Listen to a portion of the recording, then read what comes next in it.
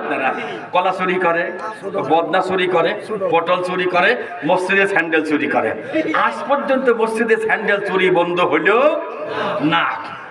ঢাকার এক মসজিদে একজন লোক গিয়ে বলছে, এই খতিব সাহেবকে বলো যেন আর কেউ জুতা চুরি না করে। মোদ্দেম সাহেবকে বলছে, মোদ্দেম সাহেব গিয়ে বলছে, খতিব সাহেব হুজুর একটু দোয়া করেন তো, একটু ওয়াজ করেন তো, কেউ যেন জুতা চুরি না করে। অনেক ওয়াজ করা হলো, মানুষ খুব সুন্দর করে শুনলো। শোনার পরে নামাজ শেষে খতিব সাহেব মোদ্দেম সাহেবকে বলতেছে, ওয়াজ কেমন হইল গো? বলছে, হুজুর ওয়াজ ফাটাফাটি, আজকে আমার জোড়াই নাই। ওয়াজ ফাটাফাটি হয়েছে কিন্তু আজকে আমার জোড়াই নাই। বন্ধুরে আমার, খেয়াল করেন, এই ছেসরা চোর, কলা চুরি, বদনা চুরি, পটল চুরি যখন বিচারে বসে, বিচার করে কারা? যারা কলমের খোসা দিয়ে কোটি কোটি টাকা মাইরে খায়। তার মানে বড় চোরগুলো এসে ছেসরা চোরের বিচার করে। ঠিক কিনা? উগান্ডা বাড়ি এক লোক ছেসরা চোর, ও হচ্ছে ম্যানহোলের ঢাকনা চুরি করছে। ওটা ড্রেনের মাঝে মাঝে থাকে না, লোহারি ম্যানহোল, ঢাকনা চুরি করছে। চুরি করার পর আদালতে রায় হলো ওর ফাঁসি হবে। তো বলে, তোমার মৃত্যুর আগে কোনো আশা আছে? একটু প্রধানমন্ত্রীর সাথে দেখা করতে চাই। আর কোনো আশা নেই। ওরা দিয়ে গেছে যে স্যার উনি আপনার সাথে দেখা করবি। আচ্ছা তোমার কোনো কথা আছে? স্যার একটা কথা আছে। কি? স্যার আমার কাছে একটা বীজ আছে, এই বীজটা লাগানোর পরে এই গাছ হবে, গাছ হওয়ার পরে আরো অনেকগুলো বীজ হবে। এই বীজটা যে খাবে সে দীর্ঘদিন সে লম্বা হায়াত পাবে। আমার কাছে এই টেকনিকটা আছে, স্যার আমাকে একটু সুযোগ দেন যেন এই ফলটা হয়। আর ঠিক আছে, তোরে পারমিশন দিলাম। কতদিন সময় লাগবে? বলতে সপ্তাহখানিক সময় লাগবে স্যার। তো সপ্তাহখানিক পরে গিয়ে খোঁজ খবর নেওয়া হলো। এই খবর কি? স্যার খবর খুব ভালো, জায়গাও পেয়েছি, কিন্তু এই গাছটা লাগাবে তিনি যিনি কখনো চুরি করেন নাই, এমন একটা মানুষের লাগবে। প্রধানমন্ত্রী বলছে, আমাদের লোক আছে তো। এই অর্থমন্ত্রী আসো, তুমি গাছটা লাগাও। কচ্ছে, স্যার কেমনে কি হয়েছে, কখন কার কাছ থেকে কি করেছি আমি মাপ চাচ্ছি, আমি ওর ভিতরে নাই। এই রেলমন্ত্রী খবরকে তুমি আসো। রেলমন্ত্রী বলছে, স্যার এলাকার ছেলে পেলে চাকরি দিছিলাম, স্যার কিনা কোন বান্ডিল দিয়ে গেছে, হিসাব আছে নাকি? আমি পারবো না, আমার পক্ষে সম্ভব না। আচ্ছা এই স্বরাষ্ট্রমন্ত্রী কই? তুমি আসো, তুমি তো আগে ফকেট ছিলি, এখন তুমি এত টাকা কেমনে হইলি? আর তুমি লাগাও। স্যার এই বিদেশের এই বিভিন্ন লেনদেন ফেনদেন কেমনে কি হয়েছে স্যার, কখন যে টাকা মারিছি স্যার ঠিক নেই। কারণ সবাই মিলে বলছে যে প্রধানমন্ত্রী স্যার, আচ্ছা গাছটা আপনিই লাগান। উনি বলতেছে, তোকের একটা দায়িত্ব দিতে ঠিক থাকতে পারিস নি রে, আর আমার মাথায় এত দায়িত্ব, না জানি আমি কখন কি যে কি করে ফেলেছি। কথা কি বুঝতেছেন? দেশ কেমনে চলছে টের পাওয়া যাচ্ছে তো। এখন কিছু লোকজন আছে বলছে, না অন্যায় করেছে শাস্তি দিতেই হবে। আমাদের প্রিয় হাদি ভাই, আহা নিরপরাধ ছেলেটা, শুধু ঢাকা ৮ আসনের উনি এমপি হতে চেয়েছিল। ওনার বিপক্ষের পার্টি উনাকে গিয়ে আগেই ধমকি দিছে যে তুমি কখনো কমিশনার হয়েছ? কয় যে না। ওনার বক্তব্য ছিল, হাদি ভাইয়ের বক্তব্য ছিল, আমি কমিশনার হব না, আমি এখান থেকে এমপি হয়ে পরের বারে আমি জাতিসংঘের মহাসচিব হতে চাই। আল্লাহু আকবার জোরে বলে।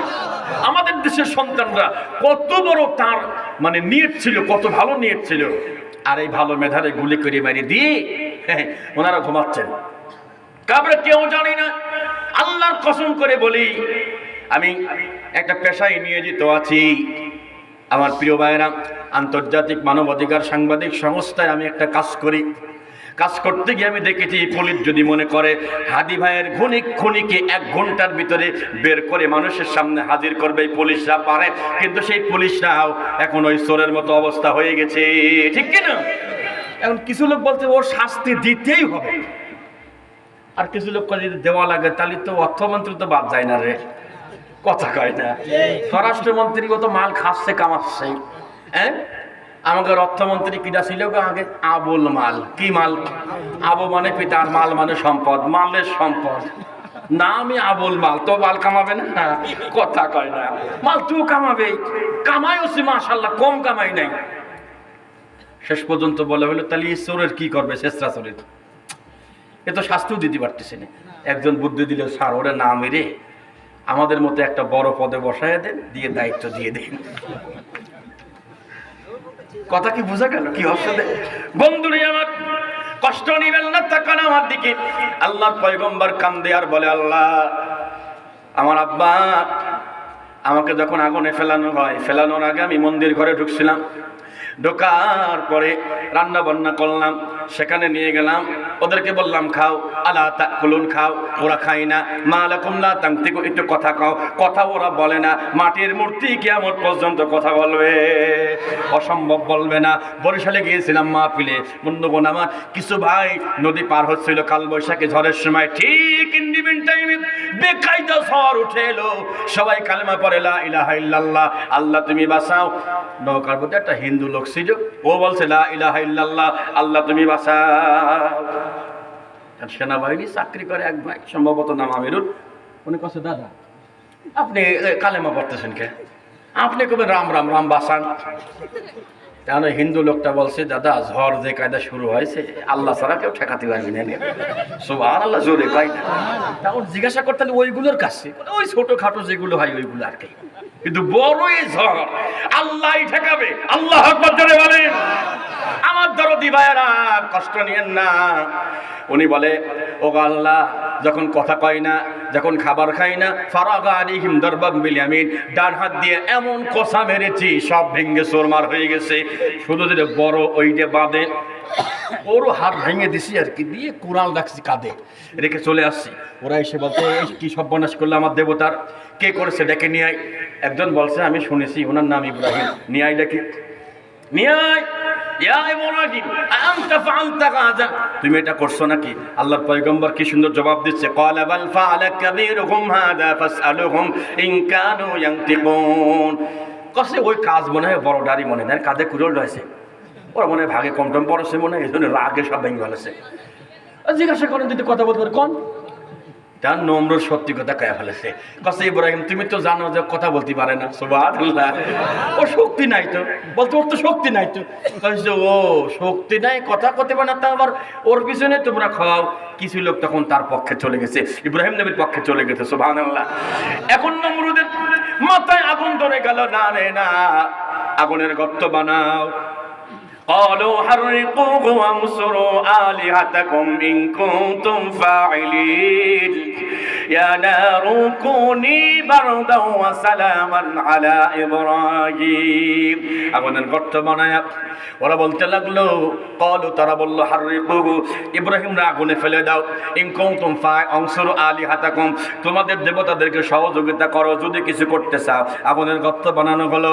আল্লাহর পয়গম্বর বলে, আল্লাহ, যেদিন আমার আগুনে ফেলে দেয়, যারা আমার গলায় রশি দিয়ে টানতেছিল, প্রথমে আমার আব্বা ছিল ওদের দলে, আমার গলায় ধাক্কা দিয়ে টানে, তাকায় দেখি আমার আব্বাও টানে। আমি কেঁদেছিলাম, দুনিয়াতে বিপদে পড়লে মানুষ আব্বা সর্বপ্রথম এগিয়ে আসে, অথচ আমার আব্বাই দেখি টান দেয়, নমরুদের পক্ষে টান দিয়ে আমার আগুনে ফেলে দেয়। আল্লাহ কয়, তাইনি দুনিয়াতে তোমার পক্ষে থাকে নাই, তোমার পক্ষে মিছিল করে নাই, ইসলামের পক্ষে সমর্থন সে দেয় নাই, এখন তুমি কাঁদতেছো মাফ করে দেওয়ার জন্য। ইব্রাহিম, তোমার দোয়া আমি আল্লাহ কবুল করতে পারলাম না। আগুনে ফেলে দেওয়ার পরে আল্লাহ স্বয়ং আগুনকে বললেন, কুলনা ইয়া নার কুনি, হে আগুন রুকুনি, তুমি রুকুকারী হও, আমি যা বলি তাই শোনো, স্তব্ধ হয়ে যাও। বারদাউ ওয়া সালামা, শীতল হও, ইব্রাহিমের জন্য নিরাপত্তা হয়ে যাও, একটা পশম যেন না পড়ে। সুবহানাল্লাহ। বন্ধুরে, আল্লাহর পয়গম্বর আগুনের ভিতরে, আর উনি আছে উপরে, অর্থাৎ নমরুদ উপর থেকে খুব মজামাস্তি করতেছে, আর আমার শত্রু শেষ, আমার আর কেউ জ্বালাবে না, আর কেউ ঝামেলা করবে না, আর কেউ ডিস্টার্ব করবে না। কিছুক্ষণ পর তাকায়া দেখে দিব্যি দাঁড়িয়ে আছে, কিচ্ছু হচ্ছে না। সুবহানাল্লাহ। তখন নমরুদ বলছে, আগুন, তোর কি শক্তি শেষ? পুরা আমার ইব্রাহিমকে জ্বালিয়ে শেষ করে দে, আমার ইব্রাহিমকে জ্বালিয়ে শেষ করে দে, আমার শত্রুকে জ্বালিয়ে শেষ করে দে, তোর কি শক্তি শেষ হয়ে গেছে নাকি? আল্লাহ আগুনের জবান খুলে দিল। সুবহানাল্লাহ, জোরে কোন। আগুন কথা বলছে, নমরুদ শক্তি আছে কি নাই, তুই আয়, আয়। আল্লাহু আকবার। 40 দিন পার হয়ে গেল। ওয়া আরাদু বিহি কাইদা ফাজআলনাহুমুল আকসারিন। আল্লাহু আকবার বলেন। আমার দরদিরা, আর মাত্র 10টা মিনিট থাকা যাবে ইনশাআল্লাহ। কষ্ট হচ্ছে কি? আর বেশি টাইম নেব না, 1 ঘন্টা এখনো। তা ফজরের নামাজ পড়া লাগবে না, পড়বা নেই, বলে ঈশান নামাজের খোঁজ নেই, ফজর পড়বিন বলে মেয়ে ভাই আমার। আহা গো, হ্যাঁ তুমি যে ঈশা পড়ো না, তুমি ফজর কেমনে পড়বান গো? হ্যাঁ ইনশাল্লাহ। না আমার ভাইরা পড়ছে আলহামদুলিল্লাহ। আপনাদের জন্য ওয়াজ বাকি আছে, একটা ওয়াজও বাদ যাবে না। দরদিন আমার 40 দিন পরে আগুনের গর্ত থেকে এক খণ্ড আগুন আল্লাহ আলাদা করলেন। আলাদা করার পরে এই এক খণ্ড আগুন সোজা নমরুদের ঘরে, নমরুদের গণভবনে সোজা ওর ঘরের ভিতরে গিয়ে কথা বলছে। আগুন কথা বলছে, নমরুদ তুমি কোথায় আসো? তুমি বলছিলে আমার নাকি শক্তি নাই। নমরুদ বলতেছে কি ব্যাপার? আমি না ইয়ার্কি মারিয়ে কইছিলাম যে তোর শক্তি শেষ নাকি? ও সত্যি ঘরে ঢুকে পড়ছে। আল্লাহ আকবার, আল্লাহ আকবার। ঘরে ঢুকে ওখান পালাচ্ছে পিছন দরজা দিয়ে। হ্যাঁ, পিছন দরজা দিয়ে আমাদের বেগম খালেদা জিয়াকে এক কাপড়ে ঘরের থেকে বের করে দিয়েছিল। আল্লাহ তারে সিস্টেম করে ওই কায়দায় বের করে দিয়েছে। কথা কন ঠিক কিনা? এই যে আল্লাহর বান্দি মারা গেল, হারে লাখ লাখ মানুষ তার জানা যায়, ঠিক কিনা? একজন বলতেছে তা 50 কোটি হবে। কে লোক দেশে কয় কোটি? কত দেখি ভালোবাসা ভালো তাই বলি কি আবেগে বলি মিথ্যা কথা কওয়া যাবে? আর একজন কাছে 20 কোটি হবে। ইন্নালিল্লাহ। আচ্ছা হোক, আমার কথা কোটি পার হোক, আমাদের তো আফসোস নাই, ঠিক না? উনি অধিকার ছিল, ওনার এই অধিকার এই প্রাপ্য ওনার ছিল। একবার ওনার লোকজন ওনার সামনে এসে বলতেছিল, হ্যাঁ বেগম জি আপনার ভয় নাই, রাজপথ সারি নাই। কোথায় মিশে কথা কইস না, রাজপথ সারি নাই। একটা গুলি দেখলে সব ধারিয়ে দৌড়ে মারা, রাজপথ ছাড়ি নাই। চোখের সামনে ওদেরকে বলেছিল। কথা কান ঠিক কিনা? তোমরা সেই পার্টি এখন জোর দেখাও। হ্যাঁ লাইন ক্লিয়ার পাইছে মনে হচ্ছে, ঠিক না? দরদিরা আমার এখন নমরুদ দৌড়ার বলে বাঁচাও বাঁচাও। আগুন কয় দাঁড়াও, ও কয় বাঁচাও। আগুন কয় দাঁড়াও মেয়ে ভাই, তুমি যতই বুদ্ধি খাটাও আজকে তোমার সাথে খেলা আমার হবেই। মার আওয়াজ। কিছুদিন যাওয়ার পরে কিছু পোলাপান খাত দেখা হয়েছে। পোলাপান তাকায় আছে, কে রে আমাদের খোদারে রব না যে? এই বাবু দাদা তুমি বাসা বাসা করছো কেন? আচ্ছা তুমি যদি কও বাসা বাসা তো আমাদের কিরা বাঁচাবি নি? মারা বাজা। তখন নমরুদ বলতে চাচা আপন দান বাসা ঝাইরিয়ে দৌড়ে মারে। এর ভিতরে যে হালকা একটু দাঁড়াইছে আগুনের, সেই আগুনের গোলা গিয়ে আগুনের খণ্ড গিয়ে পায়ের বৃদ্ধা আঙ্গুলের উপরে এমন ভাবে পড়েছে, পোড়া আঙ্গুলটা পোড়ায়া দিয়েছে। নমরুদ তখন বলেছিল আল্লাহ আপনি ঠিক আছেন। আল্লাহ বজরে আর কি বলছে? আপনি ঠিক আছেন। এখন ইব্রাহিম নবী কান দেওয়ার বলে আল্লাহ আমার সাথে এই ব্যবহার করা হয়েছিল। এখন আগুন থেকে 40 দিন পর ওঠার পরে প্রথম দেখা হয়েছে তার বাবার সাথে, মানে আজরের সাথে, ইব্রাহিম নবীর আব্বার সাথে। তো আজর বলতেছে যে ছেলে ইব্রাহিম কি? আচ্ছা তোমার আল্লাহ বড়ই মহান গো, তোমার আল্লাহ বড়ই বুজুর্গ, আগুনেও তোমাকে বাঁচাইল। আল্লাহর পয়গম্বর কাছে তাইলে আপনি কালেমা পড়েন আব্বা? কাছে ওর ভিতরে নাই। তা আমি পা সাইটে যা পায় দালালগিরি করিয়ে ওইটা বা সারা যায় নাকি? আমাদের দেশেও অনেক আল্লাহর বান্দা আছে সঠিক বুঝ আসার পরও চিন্তা করে আল্লাহ দালালি না করলে তো মাল কামাতে পারবো না। নেই জোরে কয় না কেন?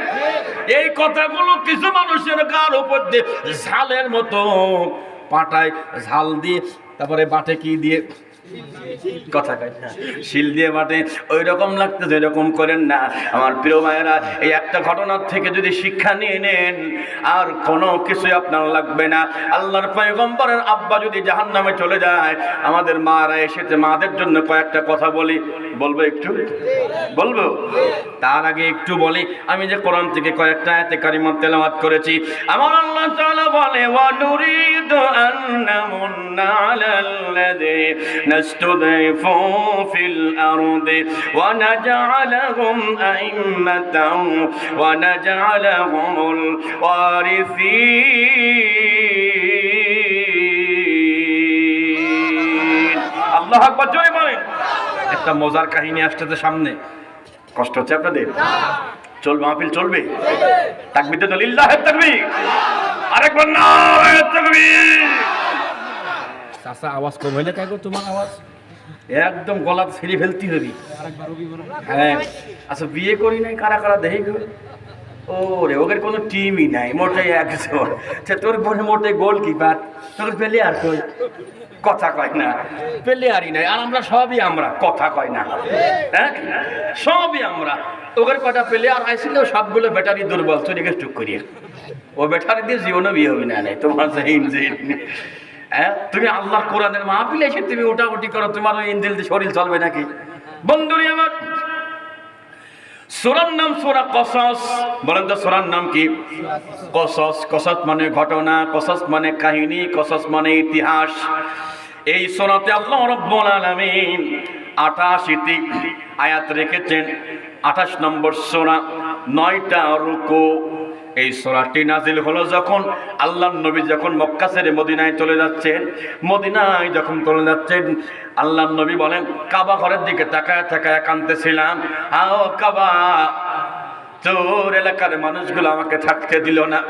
আমার মনে বড় শখ ছিল তোর ইবাদত করব, তোর কাছে সিজদা দিয়ে আল্লাহর কাছে কাঁদবো। ও কাবা, এলাকার মানুষ আমাকে থাকতে দিল না। আল্লাহর নবীজি 2 থেকে 3 কিলোমিটার যাওয়ার পরে ওঠের উপরে চোখের পানি নবীজি মুছতেছে। সাথে আছে আবু বকর রাদিয়াল্লাহু আনহু। এর ভিতরে জিবরাইল নবীজির কাছে আসলেন, এসে বলতেছেন, ওগো নবীজি, মন খারাপ করবেন না, ইন্নাল্লাযী ফারাদা আলাইকাল কুরআনা লা রাদ্দুকা ইলা মাআদ। আল্লাহু আকবার। ও নবীজি, জি আল্লাহ আপনার প্রতি কোরআন প্রতিষ্ঠা করা ফরজ করে দিয়েছে। আপনি মক্কায় থাকতে পারলেন না, আপনি চলে যাচ্ছেন। ও নবী, আল্লাহ সুসংবাদ দিয়েছে, লা রাদ্দুকা ইলা মাআদিন, অতি তাড়াতাড়ি আল্লাহ আবার মক্কাতে আপনারে ফিরায় নিয়ে আসবে। সুবহানাল্লাহ। আপনার ভয় নাই, আপনার টেনশন নাই। ও নবী, আপনি শোনেন, একটুখানি শোনেন। এই যে সূরা কসস নাজিল হয়েছে হিজরত করা অবস্থায়। আল্লাহ বলে, ইন্না ফিরআউনা, নিশ্চয় ফিরআউন ছিল আলা ফিল আরদি, তার জমিনের ভিতরে সে অহংকারী করত, সে সন্ত্রাসী পালতো, সন্ত্রাসী করত। ওয়া জাআলা আহলাহা শিয়া, আর মানুষগুলোকে খালি দলে দলে নাম দিত, এটা জামাত, এটা জঙ্গি, ওটা রাজাকার, কথা কয় না কেন, এই বিভিন্ন নাম দিত সেও। ইস্তাদিফু তাইফাতাম মিনহুম, আর একটা দলকে টার্গেট করত, একটা দল কারে ঘায়েল করা যায় তার টার্গেট করতে, করার পরে ইউযাব্বিহু আবনাআহুম, তাদের ছেলেদেরকে জবাই করত, ওয়াস্তাহয়ী নিসাআহুম, মেয়েদেরকে বাঁচিয়ে রাখতো। এবার একটু শোনেন দরদে আমার মন দিয়ে, যখন সন্তানকে জবাই করা হতো ছেলেদেরকে, কত মা আছেন এখানে, মা একটা সন্তান 10 মাস 10 দিন গর্ভে রাখার পরে সন্তান ডেলিভারি হলো, গর্ভে রাখা, ডেলিভারি করা, এই কাজটা কত কঠিন।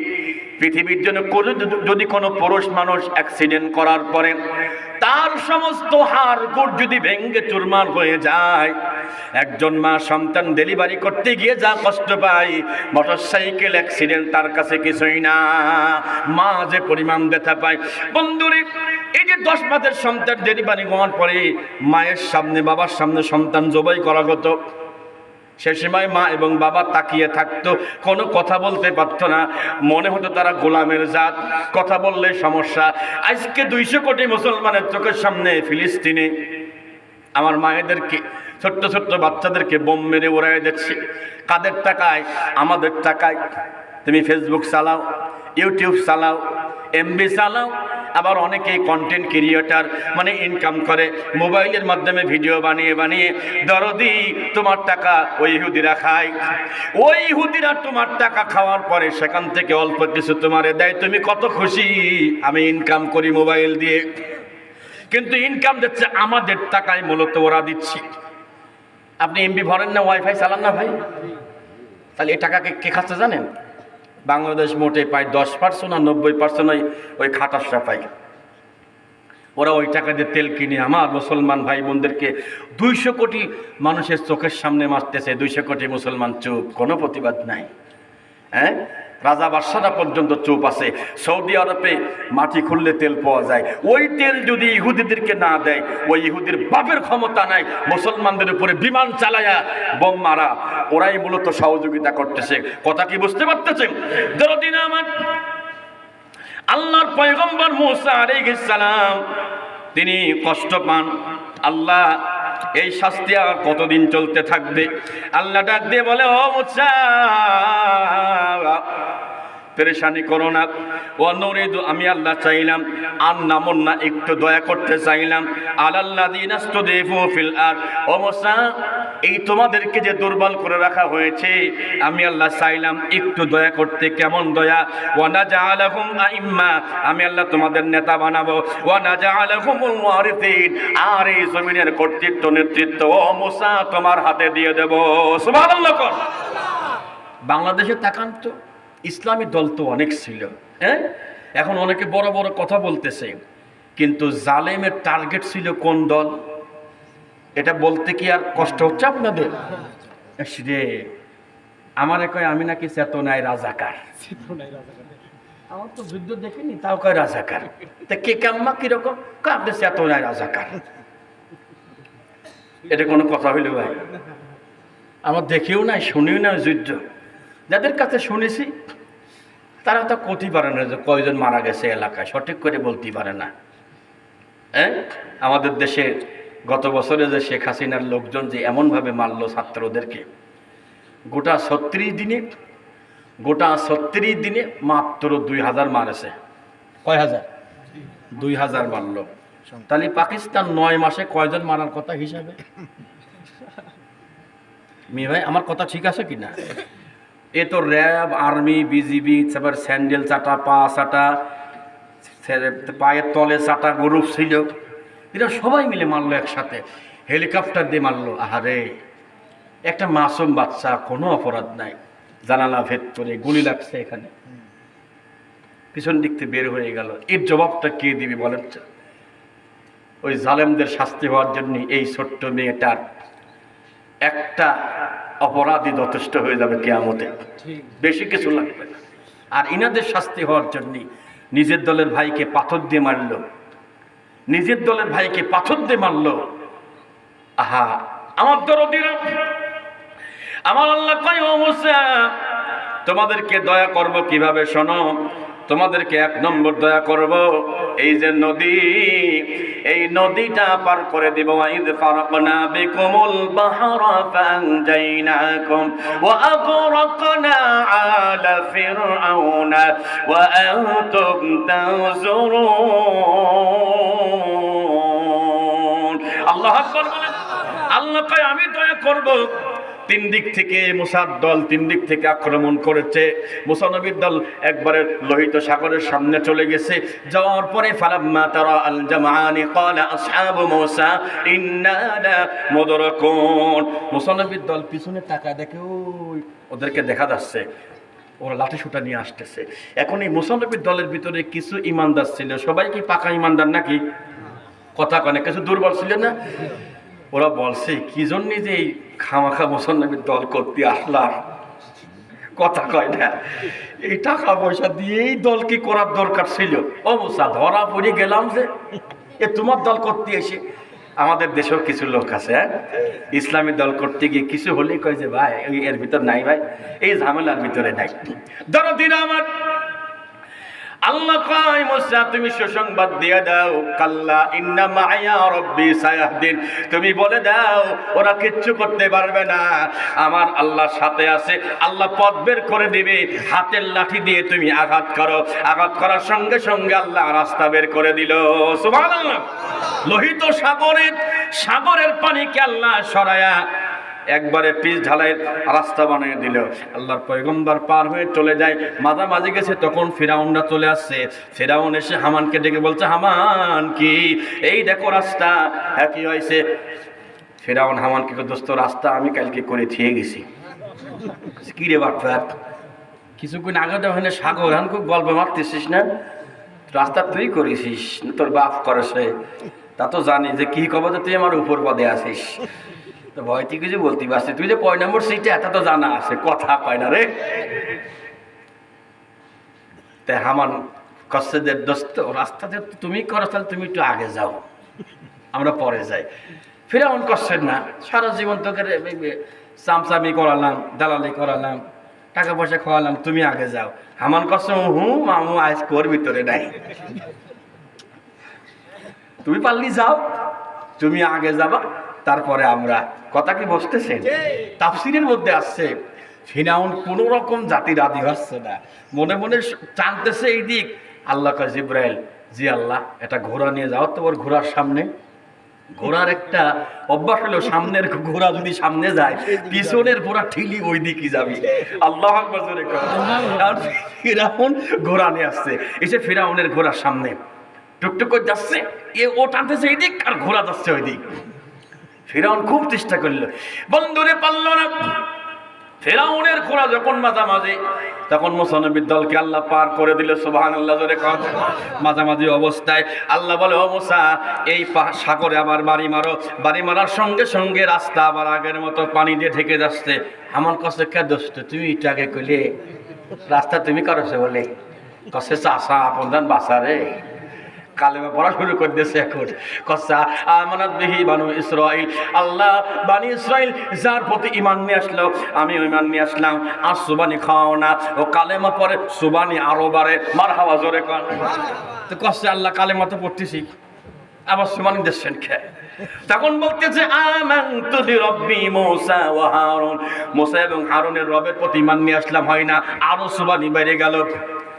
এবার আল্লাহ পাক বলেন, এবার ফিরাউন কি বলেন, আমানতু লিরাব্বিল আলামিন, ও আল্লাহ তোমার প্রতি ঈমান নিয়ে আসলাম।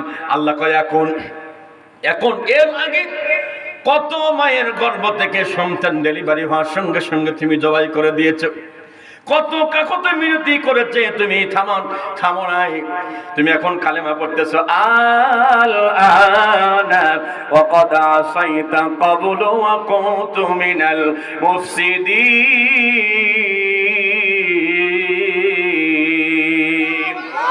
আল্লাহ কয়, ফিরাউন এখন কালেমা পড়ছো, তোমার কালেমা এখন গ্রহণ করা হবে না। আল্লাহ মুসা নবীর দলকে আল্লাহ পার করে দিল। পার করে দেওয়ার পরে ওরা বলছে, ও মুসা, কি আচ্ছা একটু পানি দরকার। আল্লাহ কয়, মুসা তোমার হাতে একটা পাথর আছে, যে বাড়ি মারো তো। বাড়ি মারার সঙ্গে সঙ্গে আল্লাহ পাথর থেকে পানির মিষ্টি ঝর্ণার পানি আল্লাহ বের করে দিছে। সুবহানাল্লাহ।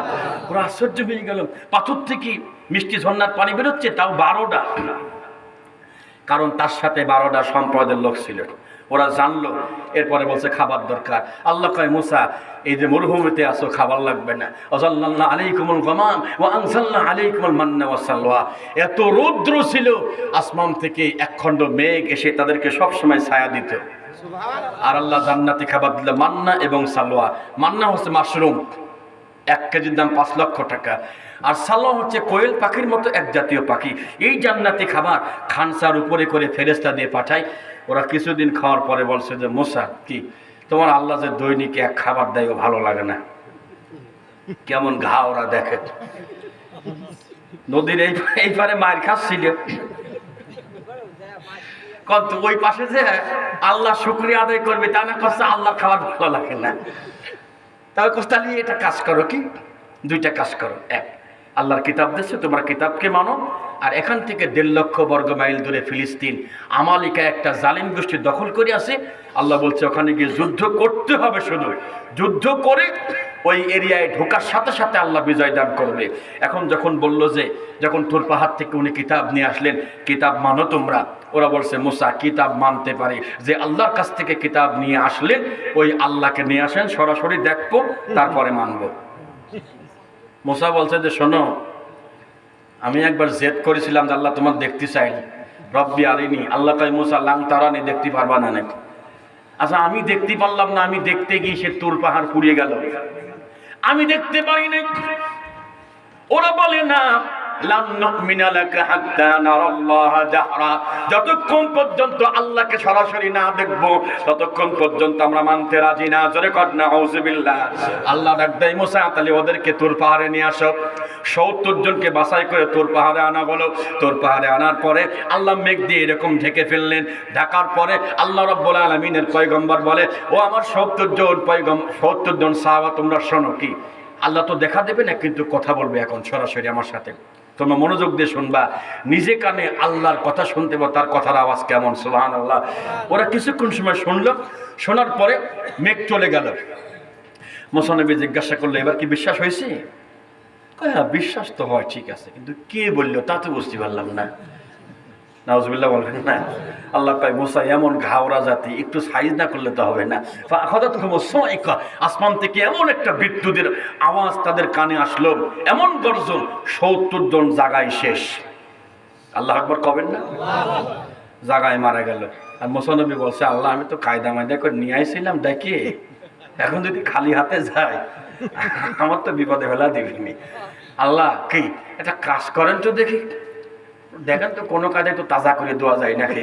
আল্লাহ কয়ে এই আবার কেমন কথা মুসা, ও তো চলেই গেছে। এই পৃথিবীতে একজন নবীকে আল্লাহ দুইবার জীবন দিছে, জানেন কোন নবী? একজন নবীকে, হ্যাঁ ঈসা নবী তো মরিনি, জীবিত আছে উনি। এক নবীকে আল্লাহ দুইবার জীবন দিয়েছে। কোন নবী শুনবেন? আর এটা সামনে বছর বলবেন ইনশাল্লাহ, যদি সিদ্দিক দাওয়াত দেয় তাহলে সামনে বছর বলবেন না, এই বছরই শুনবেন। তাহলে মোটামুটি মাল দেওয়ার টার্গেট করেন, ইনশাল্লাহ বলে দিচ্ছি। এবার খেয়াল করেন, ৭০ জনকে আল্লাহ জায়গায় শেষ করে দেওয়ার পরে মুসা কয়, আল্লাহ আমি জানি না ওদেরকে জীবিত না করলে আমি বাড়ি যাব না। আল্লাহ কয়, মুসা এটা কোনো কথা কিনলেন? কয় না, আমি অত বুঝিনি। আল্লাহর সাথে কি ভালোবাসা কেমনে করবেন আমি জানি না, আপনার ক্ষমতা আছে আমি জানি। আল্লাহ কয়, মুসা ওই এক কোণায় যাও, গিয়ে একটার দিকে ভালো করে তাকাও, গিয়ে তাকায় দেখে চোখের ভিতর দিয়ে আল্লাহ আত্মা ঢুকিয়ে পুরা শরীরে আত্মা সেটিং করে আল্লাহ জীবিত করে দিল। সুবহানাল্লাহ। এখন ওটা দাঁড়িয়ে কছে, মুসা তুমি ঠিক আছো, তোমার কিতাবও ঠিক আছে, আল্লাহ ঠিক আছে। কছে এখন কারে এই ঠেলা খাওয়ার আগে বলতে কয় যে না, যে জিনিস দেখেছি এখন একদম না দেখেও বিশ্বাস করবো যে আল্লাহ আছে। সুবহানাল্লাহ। ধরো দিলাম, ঠিক আছে। কয় এখন তোমরা যে বলছো খাবার পছন্দ হয় না, চলো আমরা যুদ্ধ করি, যুদ্ধ করলেই কিন্তু আমরা খাবার পেয়ে যাব। খাবার শুধু পাবো না, আল্লাহ তাআলা ওই ফিলিস্তিনকে আমাদের আয়ত্ত দিয়ে দেবে। ওরা ডাক দিয়ে বলে, ও মুসা ইযহাব আনতা ওয়া রাব্বুকা ফাকাতিলা ইন্না হাহুনা কাঈদুন। ও মুসা তুমি কান খাড়া করে শুনে নাও, তুমি আর তোমার আল্লাহ যাও, আমরা ওর ভিতরে নাই। নাউজুবিল্লাহ কবেন না। কত মারামারি করতে পারবো না আমরা, মারামারি করতে পারবো না। তোমার তোমরা যে এই খাবার পছন্দ করতেছো না, তোমরা চাচ্ছ যে চাউল হোক, ডাল হোক, কাকড় হোক, আদা হোক, রসুন হোক, পেঁয়াজ হোক, ও যুদ্ধ না করা পর্যন্ত আল্লাহ তো দেবে না। ওরা পারবো না, তুমি আর তোমার আল্লাহ যাও তো দেখি, ওদিক যা মারামারি করো, আমরা দেখবো যদি পরিস্থিতি ভালো হয় তাহলে ঢুকবো। আরে এরকম লোক কিছু আছে না আমাদের সমাজে। দল দেখে যে এখন কোন দিক পার্টি ভালো, সেদিক যায়। ইমান থেকে চুল পরিমাণ সরবেন না ভাই, ঠিক কিনা? যদি সরে যান, ওই যে আল্লাহর পয়গম্বর তার আব্বার কি অবস্থা দেখছেন? বন্ধুরা আমার, শেষের দিকে কথা চলে এসেছে, কথা আর বাড়াবো না, সামান্য একজন কথা বলি। একজন সাহাবী, গরিব সাহাবীর কথা বলে শেষ করে দেব। গরিব সাহাবী, তার নাম সালাবা ইবনে হাতিব। নবীজির কাছে বলছে, হুজুর দোয়া করেন তো আল্লাহ ধনী বানায় দিক। কয় বাবা তুমি এই দোয়াটা বাদ দাও, অন্য দোয়া করতে বলে। কয় না, দোয়া করেন। নবীজি কয় যে দেখো ধনী হলে আর সহ্য করতে পারবা না। কয় না, লানা সদ্দা কন্যা আমি দান করব, আমি ধলে হলে পারে আমি ভালো হবো, সৎ কাজ করবো। আল্লাহ নবী কয় দেখো ভালো করে বোঝো। নবী দোয়া করলেন, আল্লাহ সম্পদ বাড়ায় দিল। আগে মসজিদ নামাজ পড়তো 5 ওয়াক্ত, এখন সম্পদ বৃদ্ধি হওয়ার পর এখন নামাজ পড়ে মোটে 2 ওয়াক্ত। নাউজুবিল্লাহ কবেন না। আরো সম্পদ বাড়লো, কয়দিন পর টাকা দেখে 2 ওয়াক্ত কি আর 2 ওয়াক্ত এখন আর আসলে খালি জুম্মা পড়তে আসে। নবী কয় দেখো সাহাবারা সম্পদ হয়েছিল, আরে কিছুদিন পরে জুম্মা পড়তে আসলো না। নবী কয় ঠিক আছে তো যাও তো, যা দেখে যে এত সম্পদ, কাছে নবীজি পাঠাইছি একটু যাকাতটা দেন। উনি বলছে অসম্ভব, আমি যাকাত দিতে পারবো না। যাকাত কি? ওই কষ্ট এত জরিমানা। কয় না, নবী দোয়া করেছে, কৃষির দোয়া সব ভুলে গেছে, দেখেছেন? কৃষির দোয়া দিতে পারবো না। চলে আসলে সে বলছে, নবী আপনার সাহাবী অস্বীকার করেছে তাই নাকি? ফালাম্মা আতাকুম মিন ফাদলিহি বাখিলু বিহি ওয়া তাওয়াল্লাউ ওয়া হুম মুরিদুন। আল্লাহ কয় নবী আমি দয়া করলাম, আমি সম্পদ বাড়ায় দিলাম, এখন মুখ ঘুরায় নেয়। ও যদি আপনার কাছে যাকাত নিয়ে আসে আপনি গ্রহণ করবেন না। এই খবর শোনার পরে যত যাকাত সব এনেছে, এনে বলছে হুজুর আমি বুঝিনি, আমার যাকাতটা নেন। সালাম দিছে, নবীজি মুখ ঘোরায় পিছনে নিলেন, আবার সালাম দেয়, মুখ ঘোরায় নেয়। কয় সাহাবা তুমি কিছু মনে করো না, আল্লাহ নিষেধ করে দিয়েছে, তোমার সম্পদ দিতে নিষেধ করেছে। তুমি চলে যাও। নাক আর কপালটা জমিনের ভিতরে ছেঁচড়ায় রক্ত বের করে বলছে, হারে সালাবা, তুই গরিব ছিলি, ভালোই ছিলি।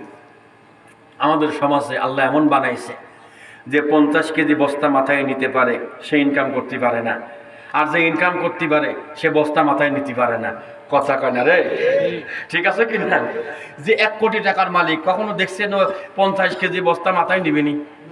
হ্যাঁ, আল্লাহ বড় শক্তি দেয়নি কেন? আল্লাহ একটু গ্যাপ রাখে যেন আমার প্রশংসা করে। তাহলে এই সাহাবের ব্যাপারে কি হলো? ওনার সম্পদ আর নিলেন না, নিলেন না। এবার আসুন, কোন নবীকে আল্লাহ 2 বার জীবিত করেছিল এবং কেন, ওইটা এখনই বলবো। তার আগে 5 মিনিট ইমানি